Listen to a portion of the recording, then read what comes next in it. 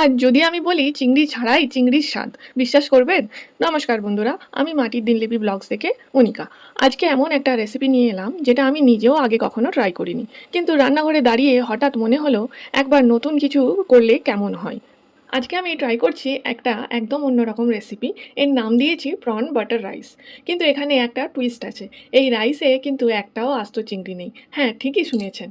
এই রেসিপিটা বানাচ্ছি শুধু চিংড়ির মাথা দিয়ে।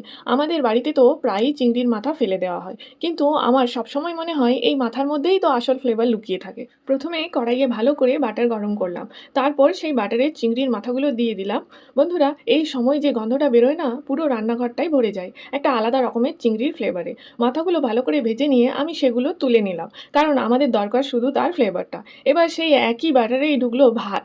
ভাতটা ধীরে ধীরে সটে করলাম, যাতে বাটার আর চিংড়ির মাথার ফ্লেভারটা একদম ভাতের ভেতরে ভেতরে ঢুকে যায়। এইটাই এই রেসিপির আসল ম্যাজিক। রান্না করতে করতে আমি সবসময় ভাবি, নতুন কিছু ট্রাই না করলে আমরা কখনোই জানবো না আসলে কি ভালো লাগতে পারে। এই রেসিপিটাও ঠিক তেমনই একটা এক্সপেরিমেন্ট। ভালো লাগলে তো বোনাস, আর না লাগলে অত্যন্ত চেষ্টার একটা সাহস থাকলো। যাকগে, রান্না শেষ। এবার সবচেয়ে ইম্পর্টেন্ট পার্টটা, টেস্ট করা। ভাতের মধ্যে বাটারের সফটনেস আর চিংড়ির মাথার সেই ডিপ ফ্লেভার, সত্যি বলছি একটাও চিংড়ি না থাকলেও চিংড়ি ভাত খাওয়ার ফিলটা পুরো আসছে। আপনারাও চাইলে একবার ট্রাই করে দেখতে পারেন, আর আমাকে অবশ্যই জানাবেন আপনাদের কেমন লাগলো। ভিডিওটা যদি ভালো লাগে তাহলে লাইক করবেন, কমেন্ট করে কথা বলবেন, আর মাটির দিনলিপি ব্লগসের সঙ্গে থাকবেন। আবার দেখা হবে নতুন একটা গল্প, নতুন একটা রেসিপি নিয়ে, আর একটু ভালোবাসা নিয়ে। ততক্ষণ পর্যন্ত ভালো থাকুন।